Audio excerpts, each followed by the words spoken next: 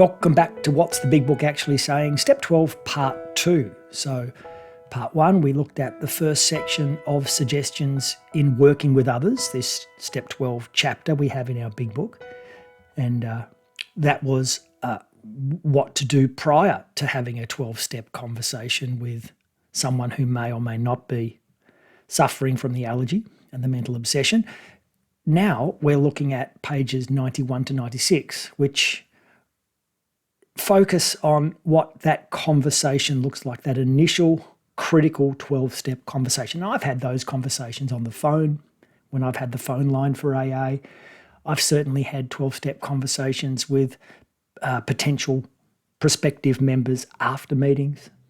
But the point is that 12-step conversation, one alcoholic sharing with another, what you'll see today are 51 separate suggestions. And just as I did in part 1 of the Step 12 videos, you can take a whole section from the big book when it comes to this chapter, working with others, and create a how-to guide out of them. I'm literally covering all of the suggestions as numbered suggestions that work in a chronological way.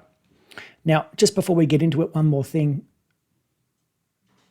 I am changing all the he's and hims to theirs, and that is so that in 2022, hopefully it's a little bit easier to see what these suggestions are. So let's get into it. See your prospect alone, if possible, is how this section begins. Let's just look at the steps. I'm not going to articulate these steps at all. I'm just going to read them out. Otherwise, we'd be here for an hour. 1. See them alone if possible. 2. At first engage in general conversation. 3. After a while, turn the talk to some phase of drinking. Tell them enough about your drinking, habits, symptoms and experiences to encourage them to speak of themselves. 4. If they wish to talk, let them do so. You will thus get a better idea of how you ought to proceed. 5. If they are not communicative, give them a sketch of your drinking career up to the time you quit. 6. But say nothing for the moment of how that was accomplished. 7. Unmanageability. If they are in a serious mood, dwell on the troubles liquor has caused you, being careful not to moralise or lecture. If their mood is light, tell them humorous stories of your escapades. Get them to tell some of theirs. 8. When they see you know all about the drinking game, commence to describe yourself as an alcoholic. 9. The physical allergy. Tell them how baffled you were, how you finally learned that you were sick. 10. The mental obsession. Give them an account of the struggles you made to stop. Show them the mental twist which leads to the first drink of a spree. 11. More about alcoholism, the chapter of the big book. We suggest you do this as we have done it in the chapter on alcoholism. If they are an alcoholic, they will understand you at once. They will match your mental inconsistencies with some of their own. 12. Step 1. If you are satisfied that they are a real alcoholic, begin to dwell on the hopeless feature of the malady. 13. Mental obsession. Show them from your own experience how the queer mental conditions surrounding that first drink prevents normal functioning of the willpower. 14. Don't at this stage refer to this book unless they have seen it and wish to discuss it. 15. And be careful not to brand them as an alcoholic. Let them draw their own conclusion. 16. If they stick to the idea that they can still control their drinking, tell them that possibly they can if they are not too alcoholic. 17. But insist that if they are severely afflicted, there may be little chance they can recover by themselves. 18. The doctor's opinion. Continue to speak of alcoholism as an illness, a fatal malady. 19. Step 1. Talk about the conditions of body and mind which accompany it. 20. Keep their attention focused mainly on your personal experience. Explain that many are doomed who never realise their predicament. Doctors are rightly loath to tell alcoholic patients the whole story unless it will serve some good purpose. 21. But you may talk to them about the hopelessness of alcoholism because you offer a solution. You will soon have your friend admitting they have many, if not all, of the traits of the alcoholic. 22.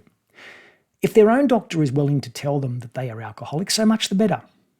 Even though your protege may not have entirely admitted their condition, they may have become very curious to know how you got well. 23. Let them ask you that question, if they will. 24. Step 2 and beyond. Tell them exactly what happened to you. 25. Step 2. Stress the spiritual feature freely. 26. Step 2. If the person be agnostic or atheist, make it emphatic that they do not have to agree with your conception of God. They can choose any conception they like, provided it makes sense to them. The main thing is that they be willing to believe in a power greater than themselves and that they live by spiritual principles. 27. When dealing with such a person, you had better use everyday language to describe spiritual principles. There's no use arousing any prejudice they may have against certain theological terms and conceptions about which they may already be confused. Don't raise such issues, no matter what your own convictions are. 28. Your prospect may belong to a religious denomination. Their religious education and training may be far superior to yours. In that case, they are going to wonder how you can add anything to what they already know. 29. But they will be curious to learn why their own convictions have not worked and why yours seem to work so well. They may be an example of the truth that faith alone is insufficient. To be vital, faith must be accompanied by self-sacrifice and unselfish, constructive action. Let them see that you are not there to instruct them in religion. 30. Admit that they probably know more about it than you do, but call to their attention the fact that however deep their faith and knowledge, they could not have applied it or they would not drink. Perhaps your story will help them see where they have failed to practice the very precepts they know so well. We represent no particular faith or denomination. We are dealing only with general principles common to most denominations. 31. The 12 steps. Outline the program of action, explaining how you made a self-appraisal, how you straightened out your past, and why you are now endeavouring to be helpful to them. 33. Step 12. It is important for them to realise that your attempt to pass this on to them plays a vital part in your own recovery. Actually, they may be helping you more than you are helping them. Make it plain, 34, they are under no obligation to you, that you hope only that they will try to help other alcoholics when they escape their own difficulties. 35.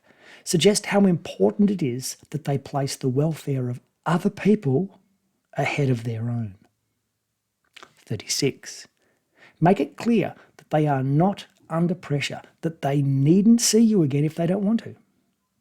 You should not be offended if they want to call it off, for they have helped you more than you have helped them. If your talk has been sane, quiet, and full of human understanding, you have perhaps made a friend. Maybe you have disturbed them about the questions of alcoholism. This is all to the good. The more hopeless they feel, the better. They will be more likely to follow your suggestions. My apologies, 36 twice, but let's just continue. 36. Your candidate may give reasons why they need not follow all of the program. They may rebel at the thought of a drastic house cleaning which requires discussion with other people. Do not contradict such views. Tell them you once felt as they do, but you doubt whether you would have made such progress, much progress I should say, had you not taken action. 37. On your first visit, tell them about the fellowship of Alcoholics Anonymous. 38. If they show interest, lend them your copy of this book. 39. Unless your friend wants to talk further about themselves, do not wear out your welcome. Give them a chance to think it over. 40. If you do stay, let them steer the conversation in any direction they like. 41. Sometimes a new candidate is anxious to proceed at once, and you may be tempted to let them do so. This is sometimes a mistake. If they have trouble later, they are likely to say you rushed them. 42. You will be most successful with alcoholics if you do not exhibit any passion for crusade or reform. 43. Never talk down to an alcoholic from any moral or spiritual hilltop. Simply lay out the kit of spiritual tools for their inspection. Show them how they worked with you.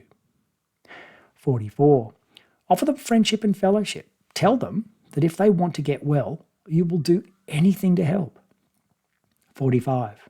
If they are not interested in your solution, if they expect you to act only as a banker for their financial difficulties or a nurse for their sprees, you may have to drop them until they change their mind. This they may do after they get hurt some more. 46. If they are sincerely interested and want to see you again, ask them to read this book in the interval. After doing that, they must decide for themselves whether they want to go on. 47. They should not be pushed or prodded by you, his spouse or their friends. If they are to find God, the desire must come from within. 48. If they think they can do the job in some other way or prefer some other spiritual approach, encourage them to follow their own conscience. We have no monopoly on God. We merely have an approach that worked with us. 49. But point out that we alcoholics have much in common and that you would like, in any case, to be friendly. Let it go at that. 50.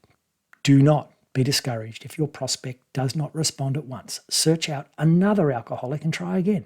You are sure to find someone desperate enough to accept with eagerness what you offer. And 51. We find it a waste of time to keep chasing a person who cannot or will not work with you. If you leave such a person alone, they may soon become convinced that they cannot recover by themselves. To spend too much time on any one situation is to deny some other alcoholic an opportunity to live and be happy. One of our fellowship failed entirely with his first half dozen prospects. He often says that if he had continued to work on them, he might have deprived many others who have since recovered of their chance. So, there you have it. You know, some people say that this is a simple program for complicated people. I think it's a sophisticated program for anyone who wants to be doing it, complicated or not. And this section of the big book, these 51 suggestions, and I apologise for the numbering, there's lots of editing and copying and pasting that goes into doing these slides. It shows that there's at least a lot to memorise if we wish to honour the suggestions of the founders of AA. I reread this chapter, Working with Others, and this section in particular about once every 6 to 8 weeks to over time, and I'm not there yet, to get all 51 of these suggestions in my mind so I can be of more use to AA and other potential alcoholic members. If I start to, this is just me talking now, willfully make this stuff up or provide AA Light or AA version 2.0, I may not be giving that person I'm speaking with, as opposed to at, the best chance possible of finding a permanent recovery within these rooms, which at the end of the day are way larger and more important than just me as a single member. It's a way of being humble in my view, and that is just my view.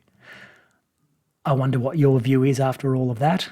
And if you're still keen, see you back here for step 12, part 3. Have a happy sober day.